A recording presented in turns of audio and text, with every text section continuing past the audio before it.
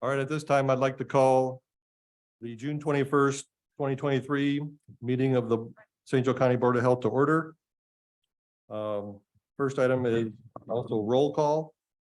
So if we can just say if you're here, we don't usually do that, but John Lynn, I'm here. Ellen. Ellen Rylander here. Rob Hayes here. Heidi Beidinger. Jill Van Bruini. And Kristen said she's got a patient in labor, so may not make it. And Dr. Migliori may be online, but she's out of town on a prior commitment, so she's not going to make it in person. First item on the agenda is the adoption of the agenda. The agenda was sent out about a week ago. I hope everybody's had a chance to review it. Can I have a motion to approve? Second. A motion and second, any discussion? All those in favor say aye. Aye. Opposed, say nay. All right, motion carries. Next item on the agenda is the approval of the minutes. You all received the minutes from our, we've got two meeting minutes to approve, the May 24th meeting and the June 12th meeting. So I will entertain a motion to approve the May 24th meetings. Comments? Sure, either way. Two things that I noticed. First of all, where it says approval of the minutes, it lists upon motion by Dr. Beidinger to approve, seconded by Dr. Beidinger. Dr. Beidinger thinks that I was the one who seconded, so. So Jenny's not here, Mhm. so those ones were actually draft until she came back. Okay. After that, I would do it. Okay. Okay, so can we, okay, so can we subject approval to correcting that, and then the only other thing I noticed is that in new business, it's the third paragraph down. It said a discussion was held on item 2335. Motion was made to approve 2328. So it looks like those aren't. Like I said, I would actually just wait. Oh, I was gonna wait until Jenny. oh, I see what came. you're saying. Yeah, when I said the name, it said I need to get with Jenny to make sure. Oh, okay, So she keeps the list all there. okay. So our attorney recommends that we have a motion to table this until the next meeting. Is that correct?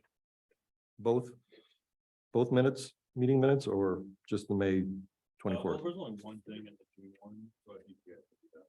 This one looks fine. Yeah, I didn't see anything. Okay, can we get a motion to table the minutes from the May 24th? I will move to table. Second. We have a motion and a second. Any further discussion? All those in favor say aye. Aye. Opposed, say nay. That item is tabled until next month. Can we get a motion on the minutes for the June 12th, 2023 special meeting? So, Oh. so moved. Second. We have a motion and a second. Any further discussion? All those in favor say aye. Aye. Opposed, say nay. Motion carries. Minutes are approved. Next item on the agenda is board president announcements. I don't have anything today other than to just remind anybody that wants to speak during the public comment period, please sign up on the piece of paper that's on the table by the door. Next item on the agenda is health officer's presentation and report. Dr. Serban. Anything to point out, or you want to go through? Obviously, all the departments have weighed in the report that you can see. And most things are going well. We are short some personnel, which does impact our department a little bit. We're working on interviewing people to get those positions filled. And we'll see how that goes in the very near future, per se.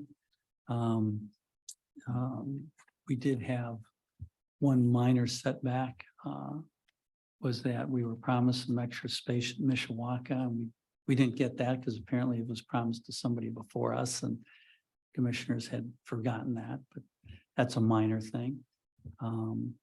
Any particular questions or concerns on the report here? Since you're talking about space, I think we talked about this at the last meeting, having new space for the clinic and moving across the street. Is there an update on that? Well, yes and no. Commissioner Dieter is very anxious to support us to get some more space. Commissioner Fleming is kind of will go along. But the president, he is involved in a space utilization review. And not just for this building, but apparently for every county building. And he does not want to make a decision on that space allocation until that review is done. And they have hired an independent consultant to review all that space and building, the department needs, et cetera. And he's said he's very favorable, but he does not want to make a decision or move forward till that space study is done. I, of course, would like to be a little more speedy than that, but it's definitely not my department, shall we say. But the request is informally, and all three of the commissioners, informally, just verbally say it's a good idea. And but what we'll get, how we'll get it, when we'll get it. Do you know the completion date for the study, for that space study? Well, I heard originally when I came that it would be done by, beginning of June. I happen to be talking with our building maintenance person just today. As a matter of fact, he said it is not done. And he's involved a lot in that because obviously he maintains the buildings. He did not know the date per se, but supposedly sometime in the near future. But then I think they're going to have the problems once they have the study done, making the decisions of who gets what, and then they have the factor of the city having stated that they are going to move out of the building into another building, but not having done it. So that's another ambiguity that they're dealing with, apparently. Sounds like it might be a little while. Yeah. Unfortunately, I was hoping to get this done during my interim status, but I wouldn't bet on it at this point. I have a couple other questions unless there are other board members. Okay. Please. On the Vector program on page 6, it says we've had public information events, and it seems like that's the first time that's happened. So I was curious who has requested, who we're presenting to and whom. Just kind of curious about the context of that. It's on page 6.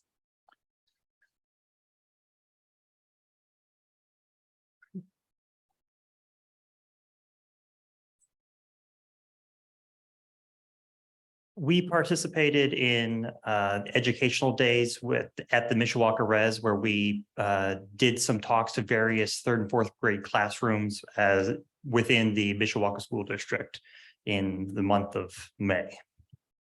Cool. Awesome. Thanks, Brett. It looks like it's a new initiative because we don't have any on the other years. So thanks. Dr. Serban, I was wondering about the TB, tuberculosis, directly observed therapy on page 36. That's way down as compared to other years. And I was just wondering if you could say something about what your thoughts are in terms of like why DOT is so much further down than all the other years. Don't really know why, other than we're just not getting a lot of new cases to deal with. It seems odd, but since these are infectious diseases, they do wax and wane, but it is an odd observation with that. We do have still a fair number of cases we're watching, but nowhere near as before. Whether the lockdown had something to do with people not spreading TB as much, possibly. With the lockdown, whether we had less immigrants coming in because they have more risk for TB, it's possible, but it's just speculation. Unfortunately, TB is one of those diseases that will not be going away. Right. And probably in the future will be getting worse, especially as more drug-resistant TB spreads. I wonder, perhaps reviewing the data, because it says that the active cases are actually only 3, which is significantly lower than any other year. I just wonder if maybe there's a typo there. Maybe there's a typo in terms of the directly observed therapies. I'm Because Right. last year it was 1,418 DOT, and we had 12 active cases. And this year we have 91 directly observed therapy, and we only have 3 cases. So this just seems like an odd imbalance, Yep. right? We have fewer cases and way fewer directly observed therapy. Anyway, Correct. I just wanted to hear your thoughts on that. On page 38, it talks about the lead testing. It appears that 55% of the 228 kids that were tested had an elevated blood lead level. And so what I'm asking here is that I'm wondering what's happening to case management, like that's how that's affecting your team, because that's quite dramatic in terms of like an increase over years previous. Right, we're watching more children. Some of the thresholds changed a while ago, so we're watching more of them. Our lead program is extremely busy, to say the least. They seem to be keeping up. One of the things that may happen in the future, I think, is that we may have to expand that department. There may be a lot of changes coming forward, and especially with the lead program. In years past, the city and the county, we're talking quite a few years back, used to have more of an aggressive treatment of the home for lead. In other words, you identify a place where it's lead, and they would, do some cleaning and stuff like that. But at one time, the Department of Health had contracted with painters to go out and paint these homes to prevent the lead from getting out of there. That program is not active at the county at this time. The city has a program, but I'm not up on exactly how active they are. I know they have, the city of South Bend, I should specify, has a program. How active it is, I'm not sure, but the county does not have a home painting program as it did quite some time ago. And that may be something for the department to consider in the future if we have more funds with SB4. It's on one of the wish lists by our environmental director and by myself. Well, what I would suggest is that the city of South Bend has significant funds to do mitigation and remediation and abatement. But that is just for city of South Bend residents, right? So if there is an opportunity to expand to county residents who are in need, I think that would be something for us to look at. I wonder with the lead, so we know that testing now, the new law, you have to increase the number of kids who are being tested, Correct. right? And the chart in our packet shows that we're actually down as compared to other years. So we're now 6 months into this new law, 5 months into the new law. And you can see it's not taking effect yet. So what are your thoughts around that? Well, we haven't had a big uptake on the primary care physicians doing it, which is somewhat surprising. I've talked to a couple of pediatricians and they're not as aggressive as perhaps they should be. That's something that, more public relations and public pressure might help that. And I did discuss that with the new director that's coming, that might be something that they can focus on. And the reasons for it, one pediatrician said they just don't have time, but one thing that was brought up. Except now it's a law. Now it's the law. It's So exactly not right. having time is not an excuse. That's exactly correct. And one thing that may get their attention more is if we can put a little pressure on the insurance companies to put that as one of their quality metrics.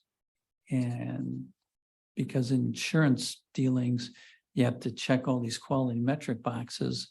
And if that's one of the boxes to check, it pops up in the EMR more. Surprisingly, in the electronic medical record, you don't have a lot of legal issues that pop up. It's more insurance related, which to me is not ideal. I'll pause for other board members. Other board members have questions on the health officer's report?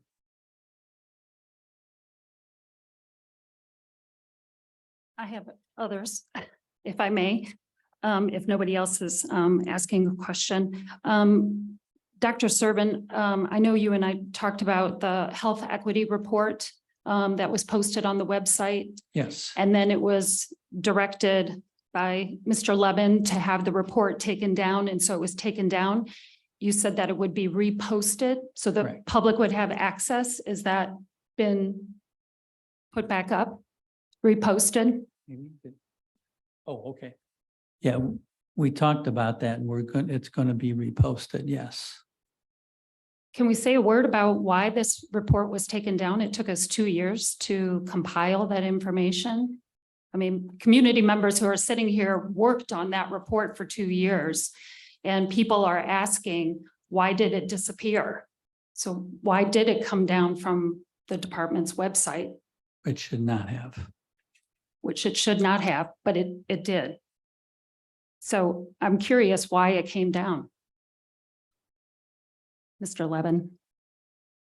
There were, the forward to the report need to be vetted. There's nothing wrong with the report. The report can go back up immediately. That's what was said. No problems with the report at all. What's wrong with the forward? There were complaints. Can we have? They can't hear you. There were complaints that needed to be reviewed. You got to pull it closer. Can we see the complaints, what it is, so that we can address it? I will forward you what I've got. Okay. I mean, I'd just like to address it because I know community members have worked really hard for many years on this document to make recommendations to our community, and I think we need to make that straight. Yeah, And mean- make that right. I had no problem with the report whatsoever. and Okay. And then my other question is, Dr. Serban, can we get an update on the investigation that occurred here at the Health Department with yourself, Mr. Levin, and Ratty Security? No, you cannot. It's a legal matter. It's a pending legal matter.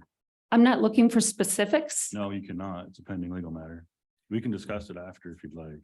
Okay. I guess what I'm looking for is like a time frame of when there will be an outcome. That's what I was looking for. The courts work at their own pace. We have no control. Okay. And we could talk about it afterwards. Thank you. So the report will be reposted shortly, or when will it go back up? Do you have any idea? Or-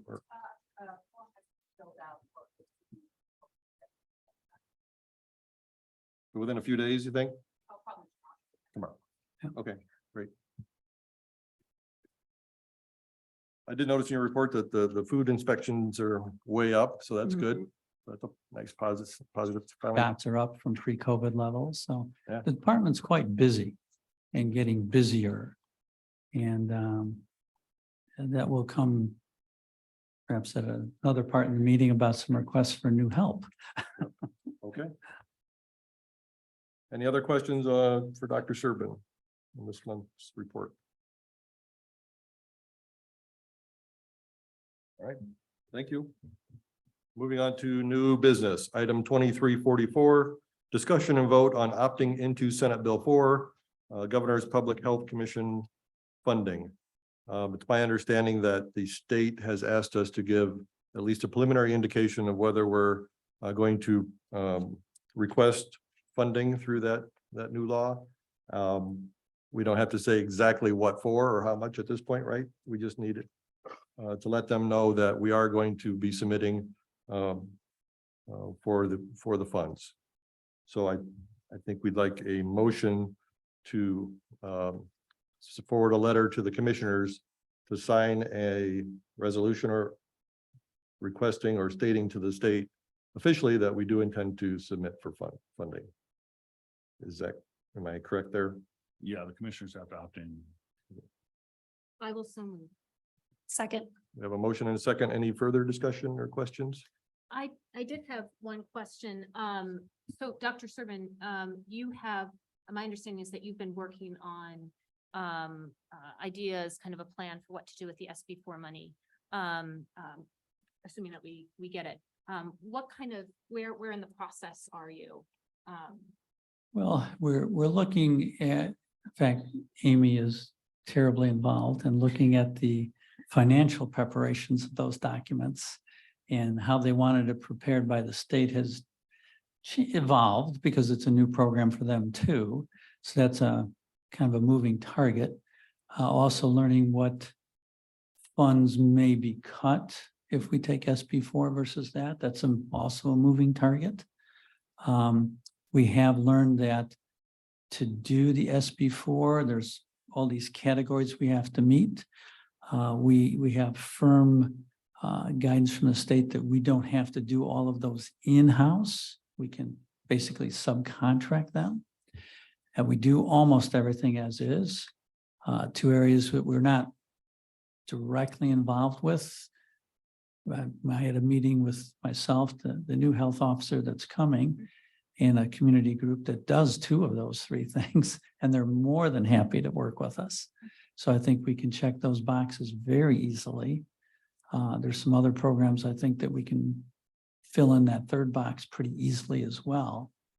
In how we're going to have to approach it from a monetary standpoint, which my successor will be doing, and we discussed at length today, is basically come up with a general Department of Health budget, see what money's left so we know what to play with, get a bunch of suggestions and ideas, some of which may be easy to do, some of which may be hard to do, some of which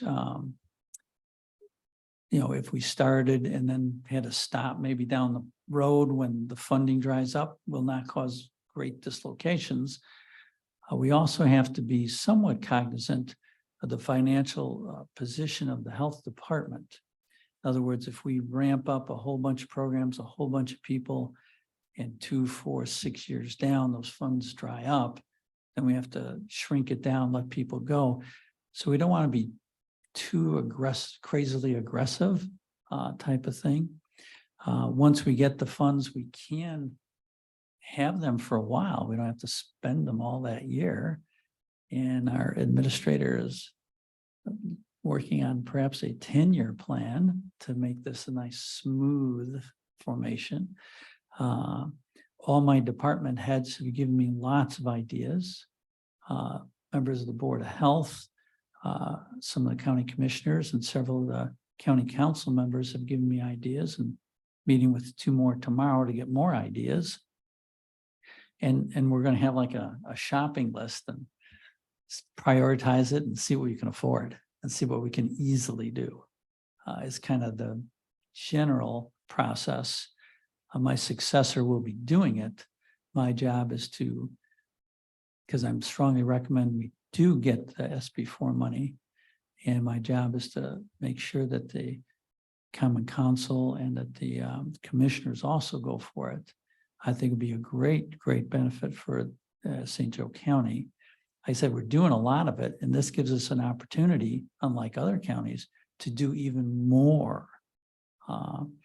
And I've had some great ideas from members of this board, and like I said, others too. And just to kind of refresh my recollection here, what is the timeline that we're looking at? I think when would you have to have a plan together? And then I'm assuming we'd have to approve it, and then it would go to, I guess I just want. September 1st is the hard deadline. Okay. It has to go through the commissioners. Commissioners, yeah. Okay. So we want to ask the board to do it more early, so we have Mhm. plenty of time for the commissioners to meet, to contemplate it. If there's questions, get them answered, and not let this draw on too long so that we can go forward. Okay. Preliminarily, the commissioners are very favorable. Just as a rough indication. Can we expect maybe like the next meeting, there might be more of a plan that we can approve, or is it, do you have an idea of what that timeline might be?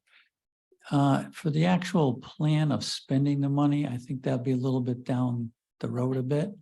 I would strongly recommend that the Department of Public Health, myself or my successor, basically come to this board in front of me to get authorizations to move forward with these programs. I feel like you're the oversight body. My department heads and all the staff of the department have plenty of great ideas what to do with this. And they are far more expert in their areas than any of us here.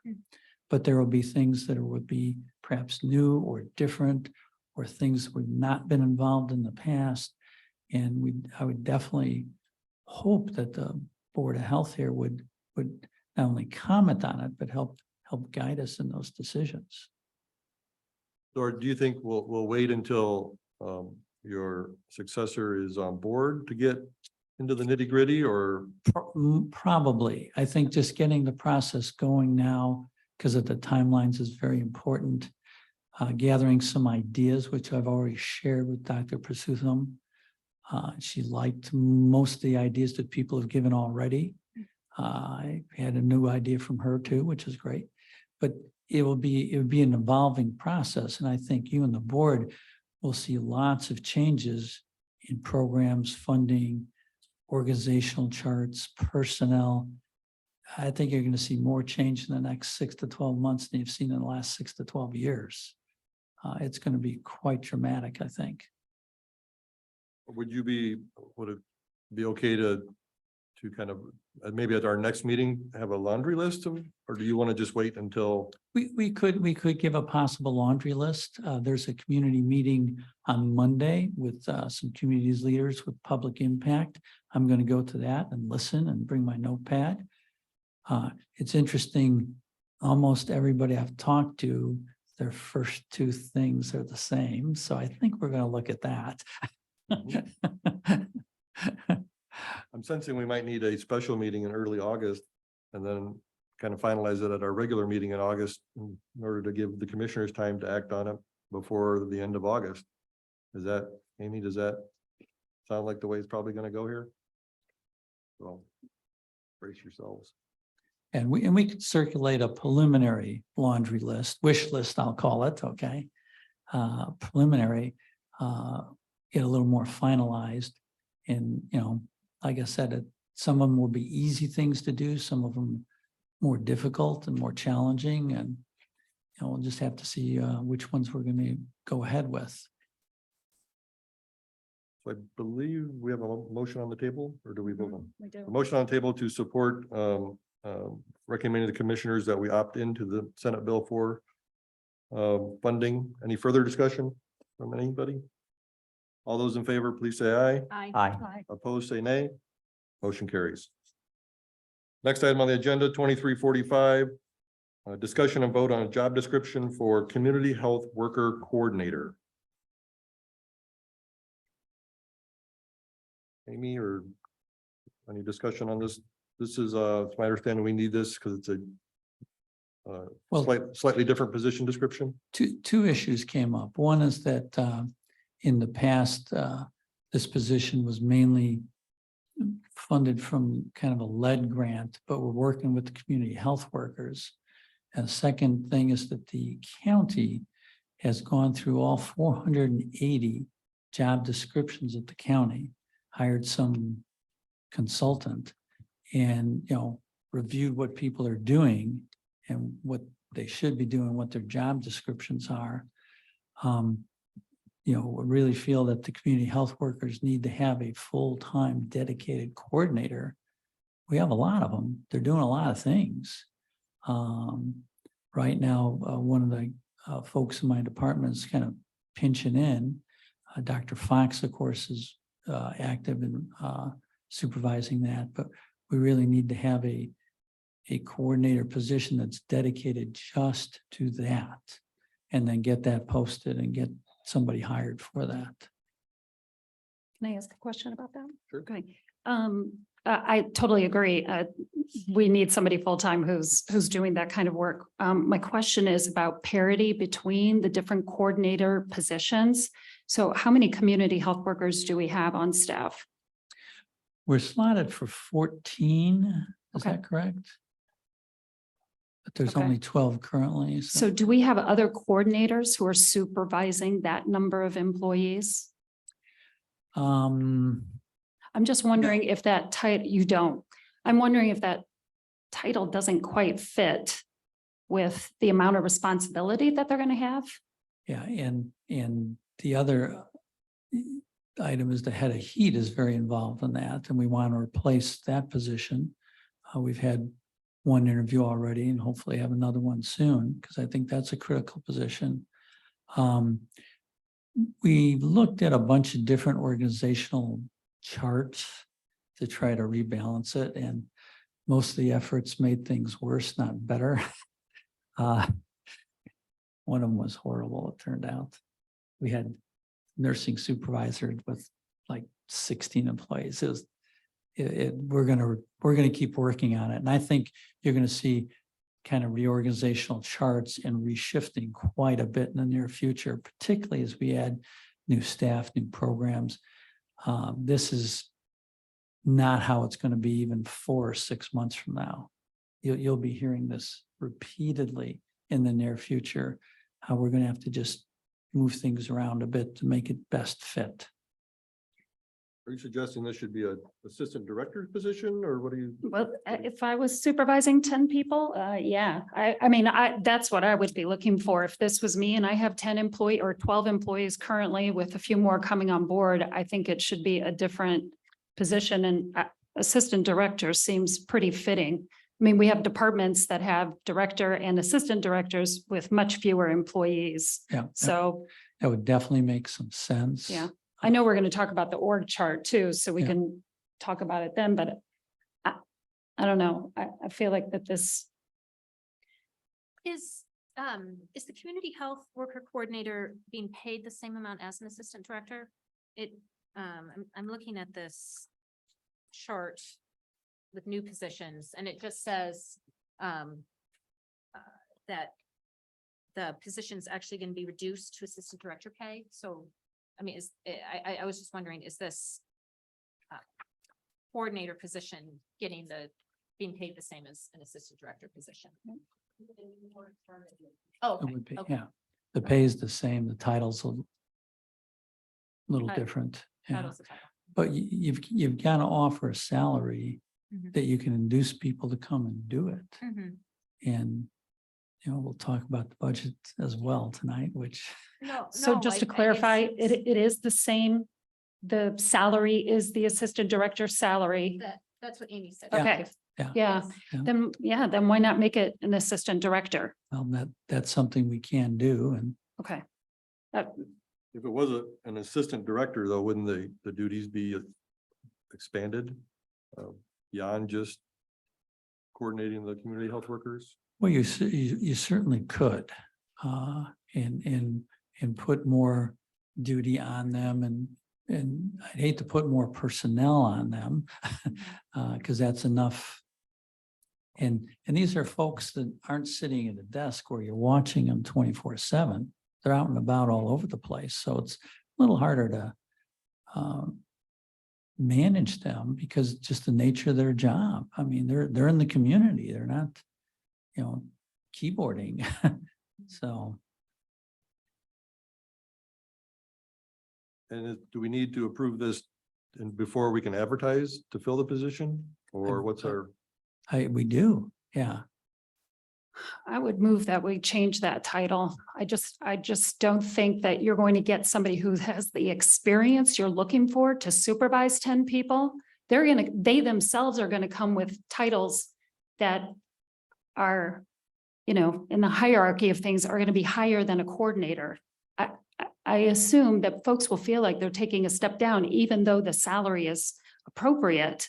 Yeah. But when you then review that resume and this person was an assistant director, supervising this many people and doing this, and then they come to the Department of Health and they're a coordinator and they're supervising 10 to 12, 14 people. I would move that we change this and make that assistant director. I Is would, the pay though, would the pay be the same? Yes, You know what I mean? that's Yeah. what we No, just I mean confirmed. Nationwide. Like if you Nationwide. advertise it as a director of health coordinators, is that pay we're offering gonna be comparable? Do you know what I'm saying? Because if people look at that as a director position and they say, well, why are you only paying this much? Well, it's assistant director Right. and that pay is based on, we've done this work. We compare our health department to comparable health departments in the state of Indiana. We don't do it nationwide. We're here in Indiana. Do other ones, do we have other departments in Indiana that have that position, is what I'm saying? If anybody does, it's going to be Marion County, Marion County. Vanderburg, yeah. Just Allen 'cause County. You don't want people to not, you don't want them to see that title and hear the responsibility and then go, that's not enough money. Yeah, So I we don't, should look at that to just make sure that it's a comparable pay for that title. Well, we could defer it and discuss it later, but the problem is then we can't get the job posted. And I don't mean to be pushy, but no, I hear the sense of Yeah. urgency. I get Yeah. that. You want to get If it it posted. applies, then you'll know that they Yeah. think it's not enough, but. yeah, I mean, we were more focused on the pay, to be honest, than we're focused on the title. I guess coming from my background, your title is immaterial. Well, a title is something that we could change. Yeah, I mean, fairly- if you guys want to change it, you can make a And- motion to and- change it. Right? Well, yeah, like in the future, it seems like, You can do it in the future, you can do it Sometimes today. if you change the title, they expect to change the pay. That's what I'm saying. I think we should, I'm not opposed to pushing it through so you can get it posted. But I think you should pick your title wisely and not change it later. and So then this expect- position previously was the assistant director of heat. Yeah. So, Yeah, and that pay is in parity with the other assistant Assistant directors directors in our within the department. health department. So we're just doing what we've done. Yeah. This is actually nothing new. What we're just saying is, let's change that title. I have no And objections. job descriptions, the position description can be modified even after a person is hired Correct. in concert with the new health officer and so forth. Those are conversations that can always, it happens at all organizations across the country. So I don't think that we have to get bogged down in like the duties and so forth. I think it's important that we get this passed so that you can get the position posted and we can get That's- somebody hired. That's the critical point. Okay. Is we can't advertise and get this position filled till we get it posted. And after posted, we need your permission. I guess my one question is, it sounds like this position is the way that it's the title seems to specify that the focus is going to be on overseeing the community health workers. So if we want to have an assistant director title, would it be better to have something along the line that says assistant director and then focus specifically on overseeing the community health workers? Or, I mean, I guess that's the one thing I guess the one benefit that I saw to this title is that it's a little more specific as to what the candidate would be expected to do. Which I like, but if other people think that the assistant director title is important, do we want to just say assistant director of HEED, or do we want it to be assistant director something else? To be honest, I really don't care. I just want to get this position I know. posted, to be perfectly blunt. Just to ask the question again, are there any other duties that would be required of an assistant director versus just this, like Ellen said, focused on coordinating the community health workers? Well, there's plenty of work to be done with the community health workers. And with SB4, with probable expansion of the public health department, expansion of duties, I'll be honest, we're going to have probably some more community health workers doing maybe some other things. So I think they'll have their probably hands full. they will have their hands full with Yeah. 12 employees plus and SB4 coming. I was going to say that I know in previous organizations I've worked that under duties, that last bullet always says other duties as assigned. As I mean, assigned, correct. perhaps would that be amenable to the board members if we added that bullet that suggests that there could be other things coming their way? There will be. Okay. Yeah, I think it's always Makes better to tell someone that versus Yeah. just spring on them direct, assistant director duties. And I just know if you throw more jobs at people that they didn't think they were hired for, sometimes that makes them mad. Like, well, I'm not getting paid anymore. Why am I having to do all this extra work? So I like the bullet idea, like. Well, and at least the other two position descriptions we have similar language in there at the end. Performs related duties as assigned for the local public health coordinator. This one says basically the same thing. So that sounds fine. You wanna make a motion? I will make a motion to accept this position description with 2 changes. The position will be called Assistant Director of HEED. And the second change will be add a bullet to duties that says other duties as assigned. Second. We have a motion and a second. Any further discussion? Hearing none, all those in favor say aye. Aye. Opposed, say nay. Motion carries. Next item on the agenda, item 2346, discussion and vote, job description. Part-time public health coordinator. Oh, Wait a minute, was it The part-time? maternal- I'm sorry. It was changed to full-time, correct? Correct. Put back full-time. Okay. Okay. I think we got a later, Got an email about that. Okay, a later one. Later version. Correct. Oh, I don't know that. Yeah. Full-time public health coordinator? It's the exact It was- job description, just changing it from. we Part to wanted full. be Part-time, but as Brett took the helm and spoke with the State Department of Health, it was highly recommended that we keep the position at full-time.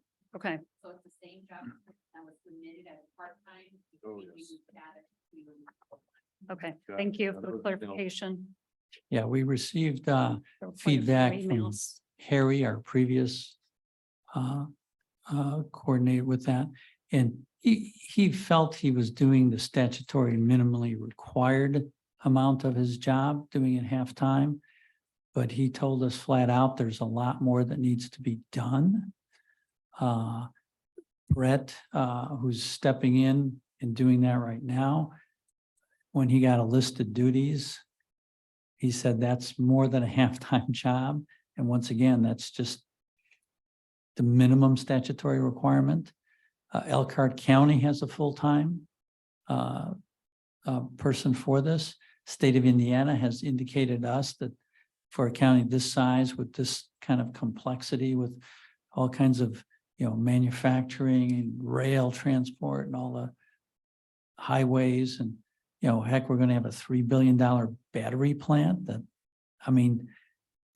that's going to have to be watched. That I think it's going to be a full-time job, and that's a change, and we're asking for that. And I know that costs more money, but you're going to have a lot more work that's going to have to be done. Our environmental department has already said that the new battery plant, there's some things that need to be monitored for longer than what they originally talked about. So somebody has to keep an eye on all that stuff and plan for any problems that can happen. any discussion or entertain a motion if somebody wants to? I move to accept Second. this position description. Sorry. Second. Motion and second, any further discussion? All those in favor say aye. Aye. Opposed, say nay. Motion carries. Full-time local public health coordinator. Next item on the agenda, 2347, discussion and vote, job description, maternal infant health coordinator. This is still part-time? It's a part-time position currently. There's no way on earth this will stay part-time. Everyone's number one thing on the to-do list for the future has to do with fetal maternal outcomes in this county. This will minimum be a full-time position, could easily grow into something where it's a department or something. I mean, who knows where we're going to end up with this, but this is what all the leadership is asking for. This is what we should deliver. we have to have somebody to deliver it. Mhm. So for the short term, you want this approved as part-time and then we'll. For adjust- now, but I can guarantee you, you'll be hearing from somebody in this seat in the very near future this year to change that. But that's okay. But you want to post this position right now as a part-time. We want to get somebody in to do the work because we need the work done. So we want to get it posted. And then going further, whether that's something we expand that position for that person or whether you add another part-time. And one time we had another part-time person in that role We tried to. I some think. time ago. Yeah, never got it filled. But there's going to be a lot more work done here, and this is going to change dramatically in the future. It will change your organizational chart in the future too. I can guarantee that. Do you think the fact that the positions currently listed at part-time would affect? And do you have a sense yet of how it would affect the candidates who are actually looking at this position? Hard to say. Because we don't know exactly what our future program will be yet, so it's hard to know who to shape it for the future. It's strictly speculative. Wouldn't part of the issue be that the current funding for this position is kind of locked in until September? So. I Well, mean, it's funded at a part-time position, correct. but that grant funding will end in September, at which point we kind of redecide and I suppose can make it full-time, or Yeah, whatever you. You'll be hearing about this repeatedly in the near future. I This- can't get this to open on the job description on my phone, but does it say anything about? Or maybe we can put something in here that says that this role may be expanded? Like, can you put that in a job description? Just so, because I agree that I think they're like a part-time person. You're gonna get a different, I don't wanna say caliber, because that's not nice, but it's like, somebody who's taking this on as full-time, as their full-time job is maybe gonna look at it a little differently than someone The who's doing it expectations part-time. could be Yes. different. So it's like if we can somehow put it in here that you are aware as before is, and we're anticipating expansion of this role and Or maybe the more appropriate place would be in a job posting. something. Fair point. You might Right, not in draw the job more candidates that are description. Correct. interested in developing and helping develop this role. And it may be that somebody else comes in full-time that's like the fetal maternal coordinator or, that, I mean, I see nothing but changes on the side for the near future. I have a question about the job requirements. It's the first bullet underneath job requirements, Yeah. and it talks about that you need a bachelor's degree in nursing, public health, maternal health, or related field with experience in reproductive infant and maternal health. And then it says RN required / highly preferred. Required and highly preferred to me are that Different. they're saying different things. Yeah. That's confusing. that. So is it's required or is it highly preferred? Because then that means that the first sentence is null and void if you go with RN required. I personally would recommend this be done by an RN. I would agree with you. I actually called the state coordinator, the FEMA coordinator, and had this conversation. And she said that the counties that have an RN in that position do far better. And they go much further in terms of the quality of work that's able to be done. So I would, I would recommend that we make it a RN required. if you're willing to strike it, I would be more than happy. Because this is an area that even in nursing is highly specific. And if you're not in obstetrical nursing, you don't know what the heck you're talking about. Right, So, right. No, again, I'm not in this professional area, but you can be, is it correct that you can be a registered nurse but not have a bachelor's degree? Yes. Okay, so what we would want is a registered nurse required, but also a bachelor's degree? Bachelor's preferred is what I would. Is that how you'd say. rather? well, you could put it that way. I'll be honest, the number of RNs that come out without the bachelor's degree are very small now. Right, but you could get a nurse who's been a nurse for 20 years. Yeah, and you worked could in get obstetrics an And does not have her. you could have an bachelor's, but has experienced years of veteran. experience. So you'll eliminate those experienced nurses by requiring the bachelor's maybe, because some of them are getting out of the hospitals because they're requiring a bachelor's in so many years. And they're like, I'm not going back to school. I'm 50 years old, but they might be like, oh, this would be exciting to do. So that's what I would recommend is put the RN, remove and put bachelor's preferred, but not required. That's a you're gonna look great, at that's a that. great suggestion. Okay. Makes sense to me.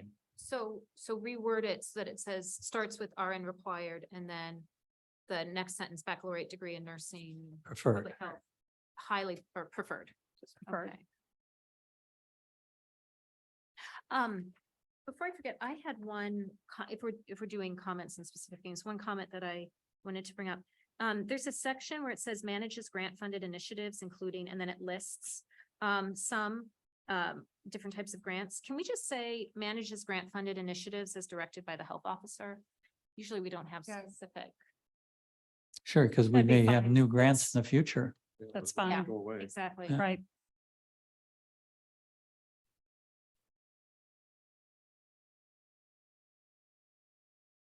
Back to the part-time, full-time thing, can we just say both or just full-time, or do we have to say one or the other? I know we're only funded for part-time right now.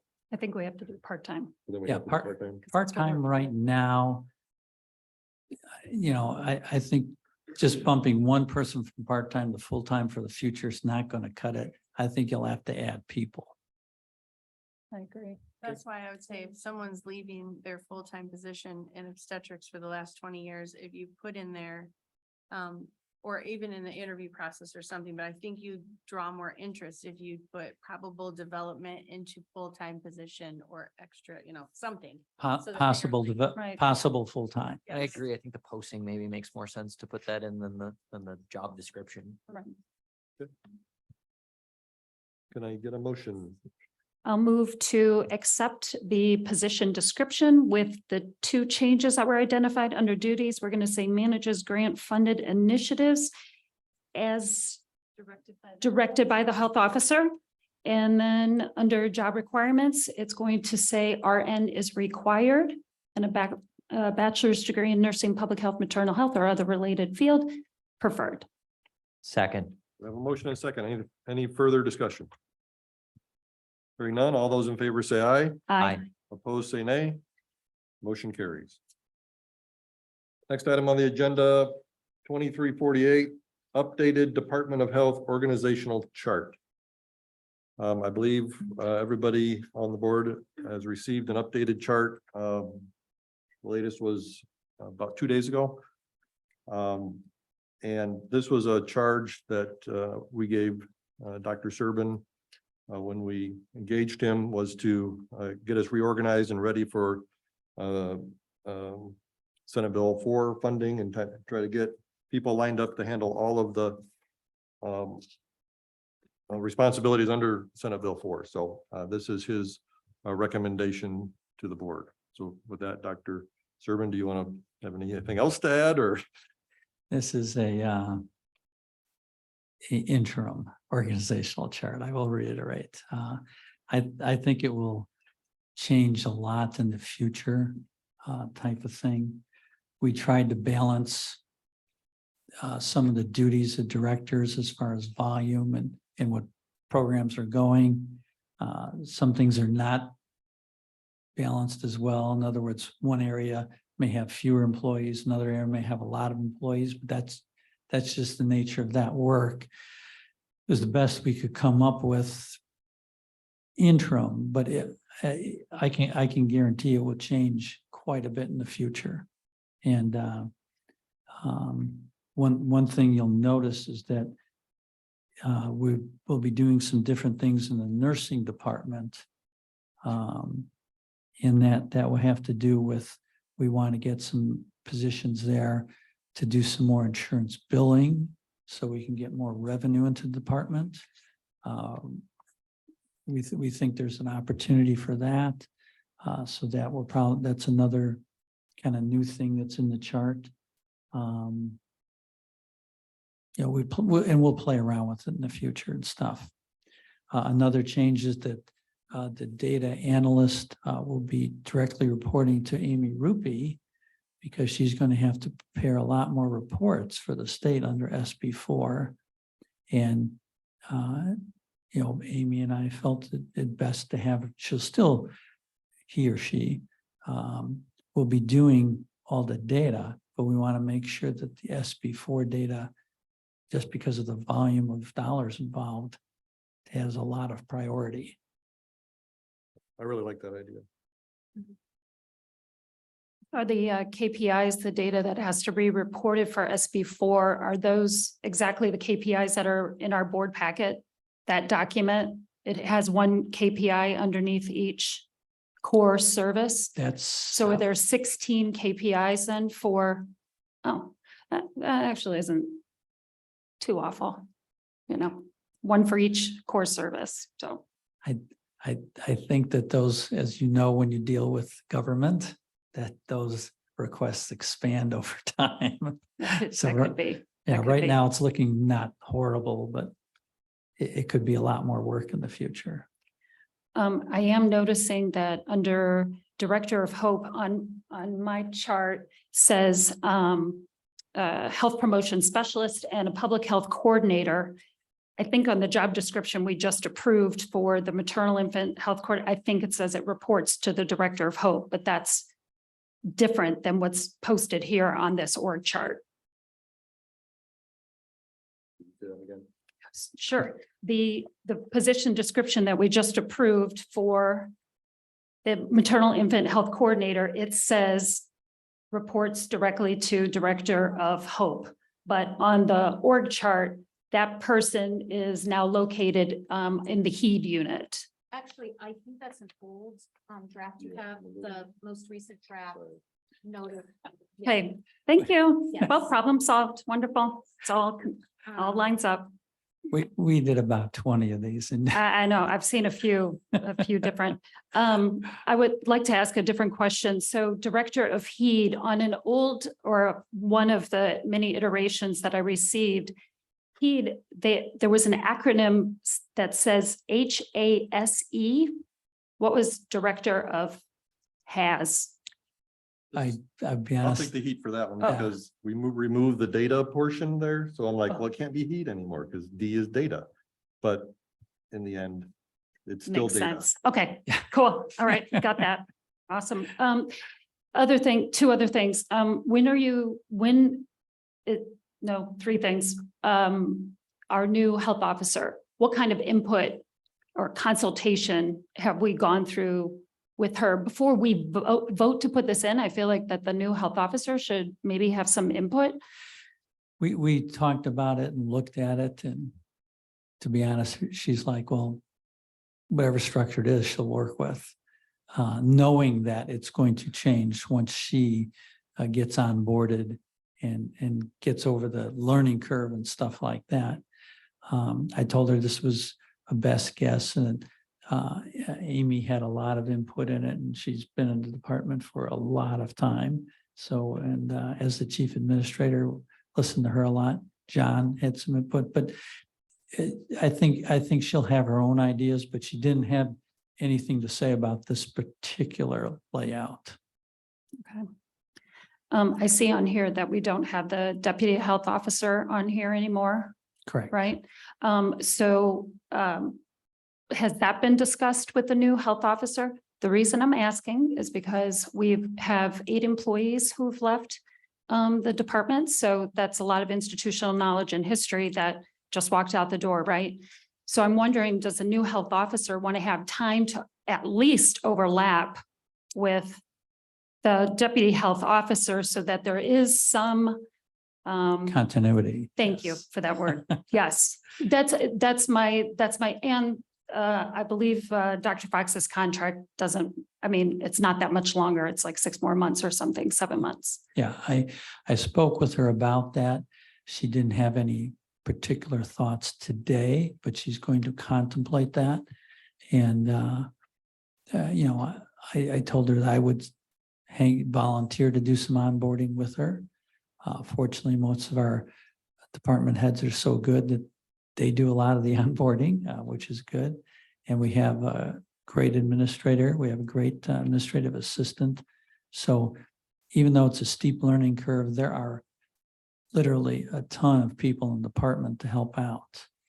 Now, having Dr. Fox stay on, like I said, she did not have an answer for that, but I asked her to get back to me about that. But I don't have that answer at this time. That was one of the many topics of discussion today. I feel like we should have a deeper discussion about that. I just really feel like a brand new health officer coming in would really benefit from that kind of stability and that kind of continuity. I don't want to rush to eliminate things before she's had an opportunity to be in the position. That's my concern about that. Right. Dr. Serban, I'm correct. Dr. Purushottam is going to be contracted as a full-time 40-hour week health officer, correct? All right. And when our deputy health officer was, the position was created, it was, I believe, because we had a part-time health officer. And that No, we had- structure is continued. We had a full-time health officer. Dr. Galup was a full-time health officer. I have, I asked about that and I was told that he's part-time. And there's a South Bend Tribune article that says he's part-time. I was always under the impression he was always here full-time. No, I was. What I told- mean is he was always in the office. What I mean is he was always present. So Yeah. I know, but my question is over how many hours he was contracted for. Because he wasn't contracted for a full-time 40-hour week position. And I know Dr. Einhertz was not contracted for a full-time 40 hours a week position. He was contracted for 30 hours and Dr. Fox was contracted for the remaining 10. And I believe Dr. Serban, the reason, I think one of the reasons why Dr. Fox has remained on staff under your leadership is because you're only contracted at to be part-time as well. 20 hours. Yes, and so it seems like the idea was to have two part-time officers come together to staff a full-time position. But now we are blessed to have a full-time health officer who can work 40 hours a week and seems extremely confident. My thought is that we should give her, an opportunity to come in, be the leader, especially with Amy on board as a wealth of knowledge beyond compare. I don't know what your thoughts are, but it seems like the time to make that change to a full-time health officer is now, besides the fact that we're paying her as a full-time health officer. Well, when I was interviewed for this job, I was told that the board wanted a full-time officer and not two part-time officers that would save on benefit cost, that type of thing. To be honest, since I've been here, Dr. Fox has been doing a lot of the work with the HEED unit, which if he weren't there, would have been an impossible task for me part-time, absolutely impossible. Like I said, it took me a while to get up to speed. The learning curve here it's steeper than I thought because there's so much going on in the department. Dr. Fox, I don't know what his plans or intentions are. I think I would guess that Dr. Purushottam would probably want to have him here, but like I said, I don't have an answer per se. She didn't give me a straight answer one way or another. I understand the financial issue, and I took more than a little heat from the commissioners. No, it was the council about the cost of this. And they were not entirely happy, but that's the way it goes. And I'm Yeah. assuming that our new health officer she's already signed a contract, like that's all a done deal. I don't know if it's been turned in yet, has it? She's Has on not. vacation. Yeah, well, that's, yeah, technically she's on vacation. She came in today to talk with me for short talk, but 3.5 hours later, she left. Right. It sounds like you're already giving her a lot of onboarding and acclimating her to the department even now.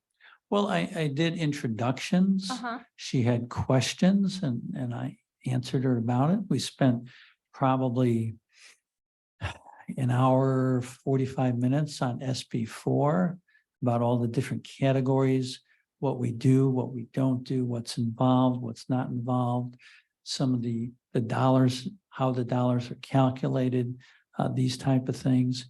Introduced her to, I don't know, 75% of the department, Amy? What do you think? Yeah. And of course, that took a while. I had a meeting with some community leaders at St. Joe Hospital today, and she asked to come along, and she did. And, you know, heard a lot of interesting things. So it turned out to be a longer day. But even at that, I did not get every item I wanted to talk with her about. We're going to be in contact about it. And then when she comes, for financial reasons, I am going to resign. I have my resignation letter already, but I have volunteered to come as a citizen volunteer to help with some of the onboarding, to introduce her to departments and stuff, that kind of stuff. I was gonna have a conversation with Dr. Fox, but he's been very busy. I've been very busy about what he would like. I would imagine he would like to stay on, but I don't know what the new health officer's preference is. My discussions with her where she was comfortable with your onboarding as well as with the department heads and of course having Amy as administrator to help her along the way. I think she's fine either way. Has been the impression I've gotten from talking about her with her about that issue directly. So then do you have a termination date for Dr. Fox? I do not. Okay.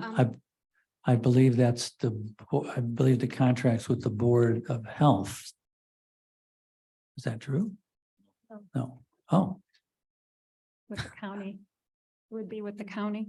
Contracts with the health officer, The contract is with the health officer. the health officer. Oh. Okay. did not. I've never read the contract. I don't want to go into too many specifics or details and so forth, but I do wonder about breaking a contract and whether or not that opens us up for litigation. I'm just asking. So, and like I said, I'm asking, but I don't want to discuss it any further because I think it's not appropriate in a public setting to discuss that contract. So we can table that part of the conversation. Well, I do have a copy of the contract, though.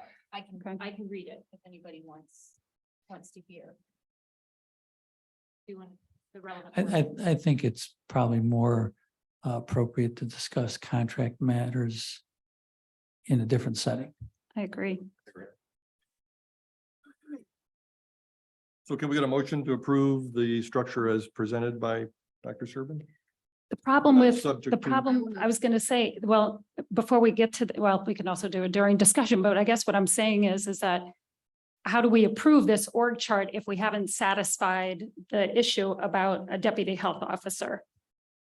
I don't know how we can move forward with approving this. I think we need to table this to the next meeting so that more data, more information can be gathered, and then we can make a decision at the next meeting. It's too important.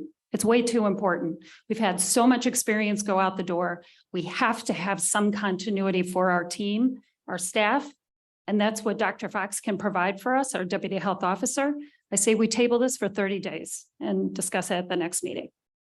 Is that a motion? That's a motion. We have a motion. Do we have a second? Come on, guys. I need a second. I'll second it. We have a motion and a second. Any further discussion? About why we should table it or not? about this motion, Yeah. whether it About should, this motion. yeah, should it be passed or? I mean, this is actually a very straightforward financial issue. We have appointed, we've always had a part-time health officer for the entire duration of the time when we had a deputy health officer.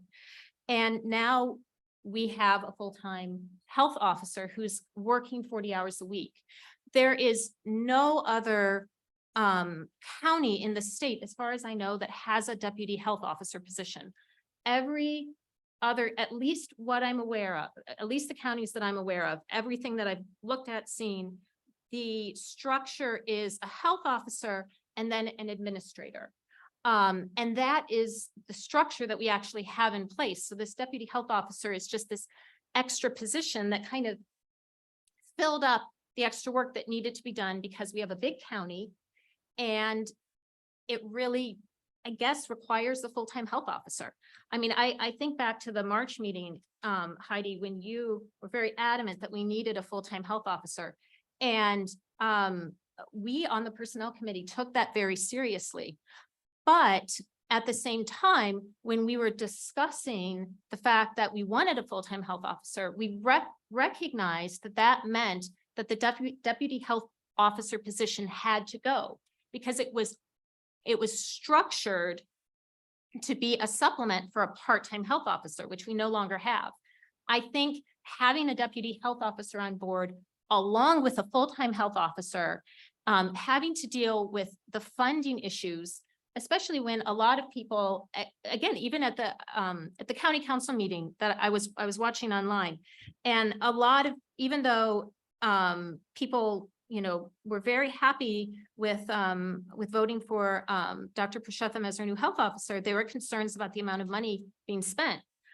I mean, the reality is her salary is the combination of a deputy health officer's salary and the old health officer's salary, plus some padding built in for kind of the, what should I say, the to bring it to parity with what a full, like this sort of full-time position should be for a doctor. So if we're, so the breaking point has to be now when Dr. Purushottam starts. It doesn't make sense to keep her on. I mean, here's the thing, Dr. Fox, I'm sure, I mean, there's nothing that will ever prevent Dr. Fox from being able to give his advice as, just like Dr. Serban, as a citizen, as a concerned citizen volunteer to work with Dr. Purushottam. But at the same time, I feel like if we have a full-time health officer, it really needs to be just one health officer position. So I have two things to say about that. I strongly believe that we should still have a deputy health officer, at least for a period of time. Dr. Serban has probably said no less than a dozen times that the workload at this health department is going to increase significantly with SB4.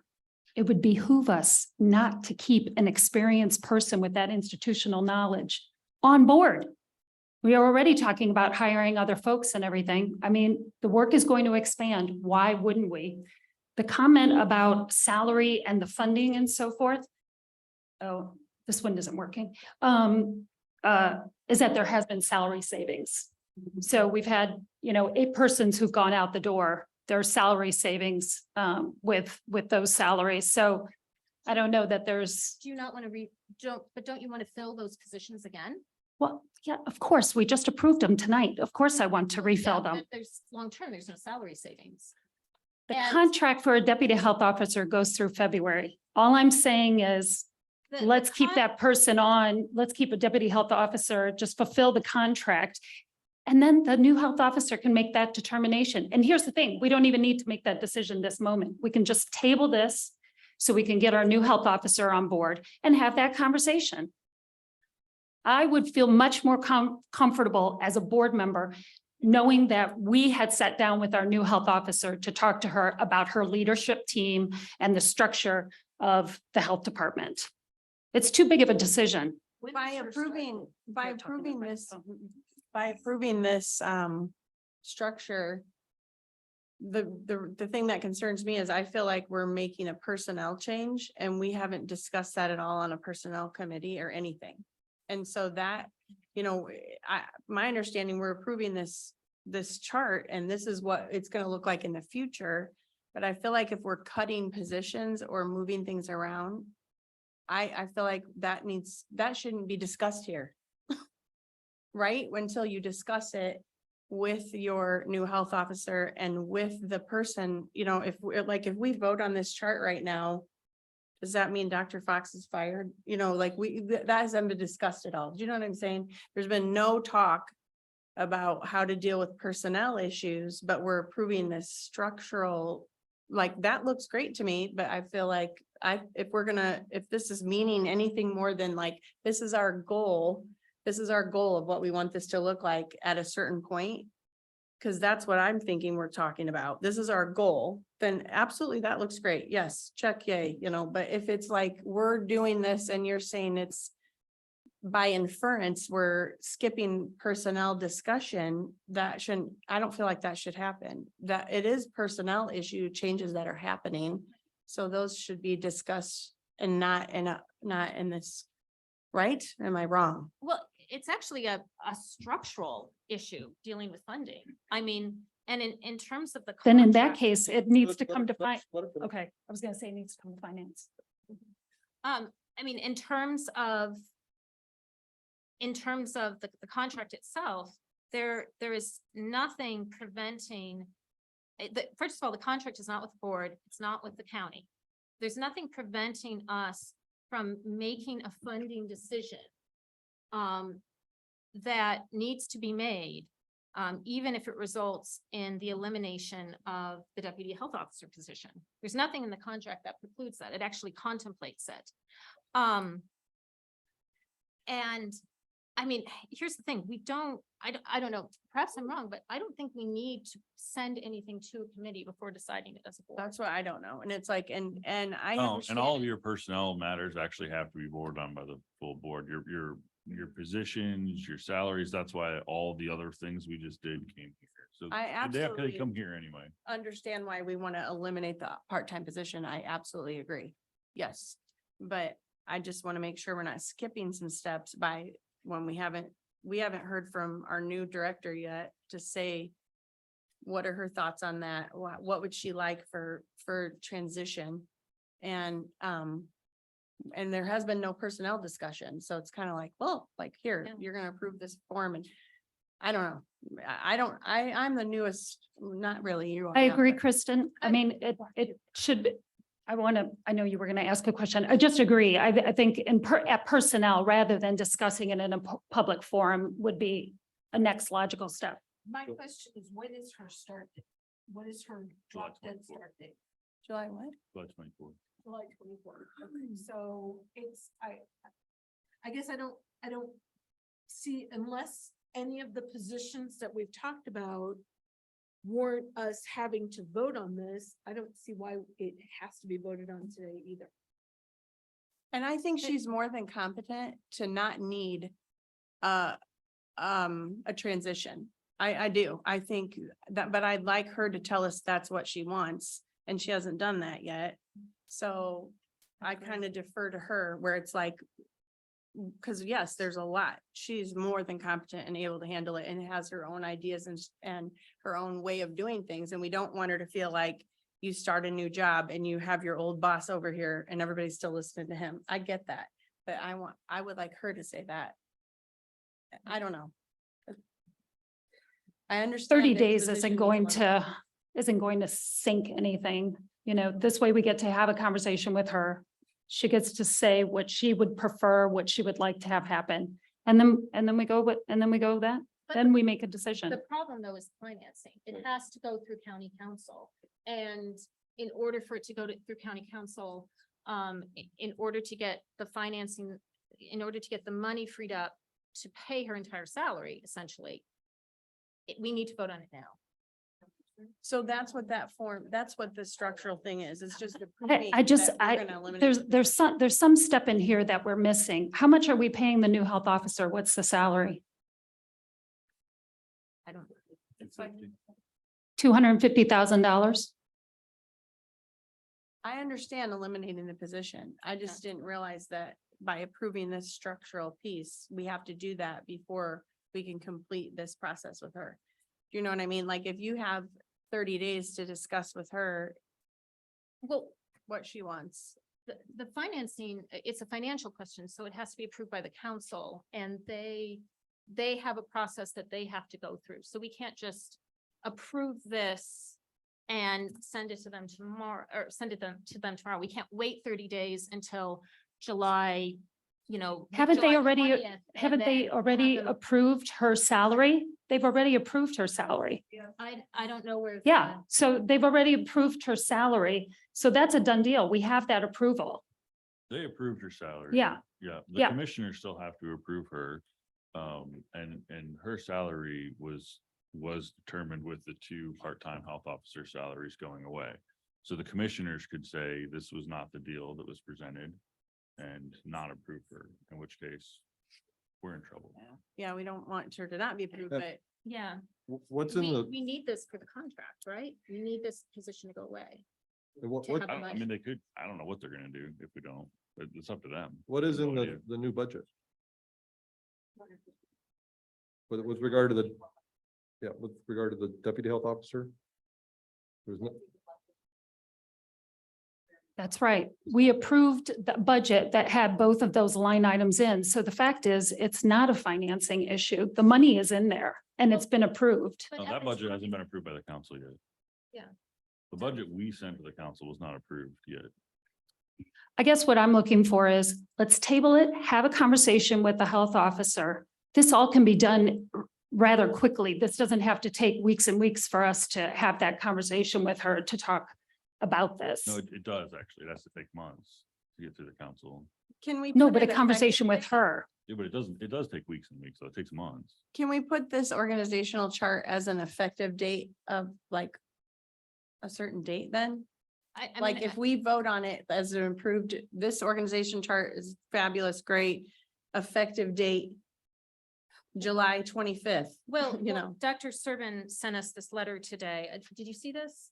It was just sent to us today. It said, if the county commissioners certify the appointment of Diana Prashetham, MD, as our full-time health officer, the position of deputy health officer would be eliminated effective July 21st, 2023. So I think that means that effective July 21st, this is our new chart.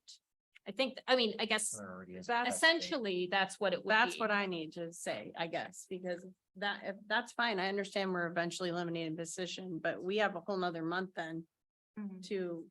to talk about this and transit, not that we're not approving it. But it's just that we need to still talk to her and we need to talk to him and, you know, Well, I mean, if even if we vote to accept this, it doesn't mean that it's automatically done. It's done when the council Mhm. votes. So when it goes to so there's still time. If the council wants to table it, if she says, talks to the council, I guess that's always on the table. because there's no, But is we there, have to get this piece done so that the council can deal with it. yeah, as long, there is no opportunity for the new health officer to change her thoughts on keeping him on then, though, right? Once we say this is good and we want Not this, necessarily, She not can- necessarily. I mean, she's a health officer and has all that experience and she can make those decisions, certainly. because this is just our recommendation. And so do you know what I'm saying? By the end of July, if this is what the effective date is, with the understanding that she's starting and fine. I just feel like there has to be a little bit of transition for her to Mhm. discuss with not necessarily us, but Mhm. Well, I'm assuming. I that- trust her assessment of what she thinks she can get done. So I'm sure she already has, Sorry. she's already been working and for free. Well, and John, you've talked to her about this. You- I have. you brought up. yeah, she's very comfortable moving forward with Dr. Serban's onboarding and the department heads, like I said, and Amy Rupi at her side. Mhm. Um, Would she like to have some more help? Probably, sure, why not? But, there are limitations to what we can provide. But I think also, with SB4, assuming that that goes through, there would be opportunities for developing some hiring and developing departments and things where she can get people in who have specific expertise, kind of as the programs that we're thinking of for SB4 kind of develop and take shape. There's going to be some hiring that's going on then, but that would be her at the helm, picking her people who she wants to work with. And they wouldn't necessarily have to be doctors. I mean, part of the issue is that it's the MD that makes you expensive. Can we take a vote? Yeah, okay. The motion is on the Not that we- table. Motion to Nurses are valuable. table this until our next meeting. Any last comments quickly? Hearing none, all those in favor say aye. I, All those opposed say nay. Nay. Nay, we're gonna have to take a roll call. okay. Roll call vote. Can you help us with that, Amy?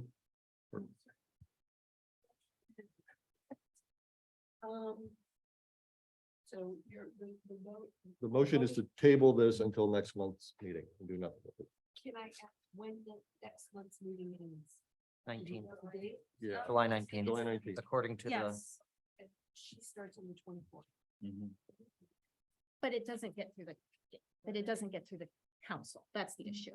And when does the council meet? I can't hear you. I'm sorry, my chair's sinking.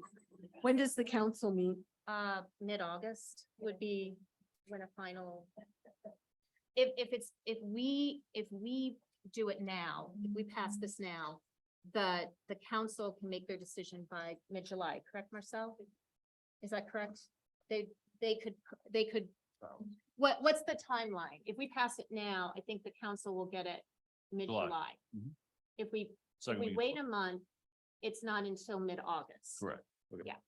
All these positions, by the way, it's not just this one, all the positions. I mean, you guys voted on MIH coordinator being part-time to full, or if you do part-time to full-time for that, if you talk about emergency response person going part-time to full-time, that all goes through the council. You guys just make recommendations. So, as we change the org chart, as we add things, as we subtract, like, the council all looks at it from a fiscal standpoint. How much are we adding? What are we taking away, right? So all of that stuff is not decided finally by us. We essentially make recommendations and they go on to the council.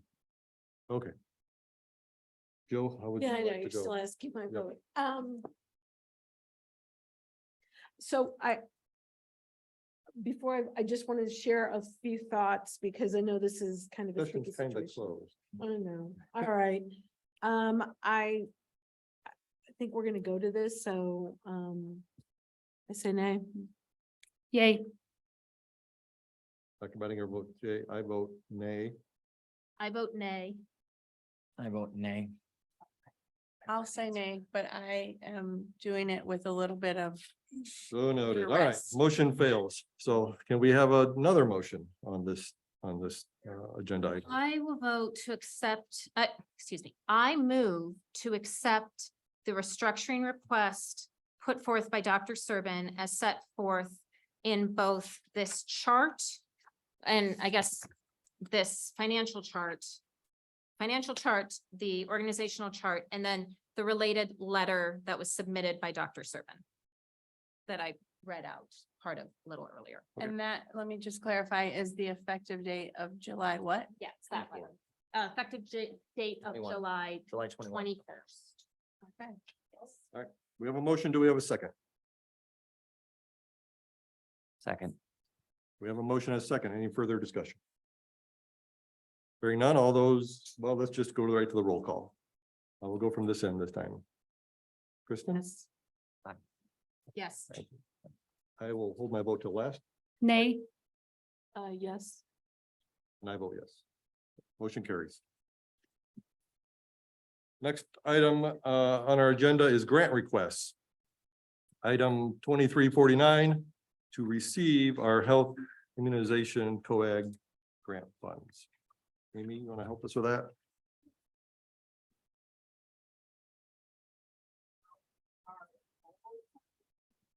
This year, it is an amount of around $727,000. And it is from July 1st to June 20. So if we do opt in for the Governor's Public Health Commission, we would utilize some of those funds to cover the second half of the funding of. Move to approve this grant. We have a motion. Do we have a second? Second. Any further discussion? All those in favor say aye. Aye. Aye. Opposed, say nay. Motion carries. Next item on the agenda, 23-50, receive the health PHEP grant.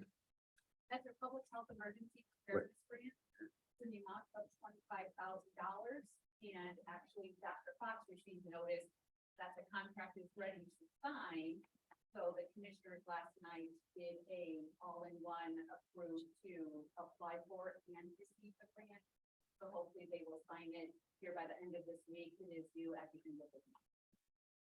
Okay, So do we need to even vote? Because, oh, You okay, Still have to. okay. So I move to accept Second. that funding.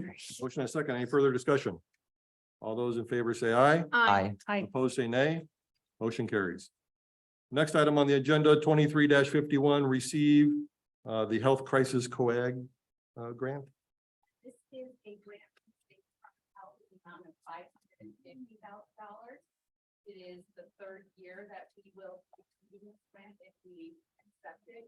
It is a deliverable-based grant that Robin Mita, the Director of Health, works on for our school liaison program. Can we have a motion? I'll move that we accept. Second. We have a motion and a second. Any further discussion? All those in favor say aye. Aye. Opposed, say nay. Motion carried. Next item on the agenda, old business. We have no old business. Next item after that is board notifications. Hirings, we have none. Resignations, we've got several there. Do you have any comments on the resignations, Dr. Well, Sherman, at this time? it's terrible to lose any veterans, and we have a lot of veterans here.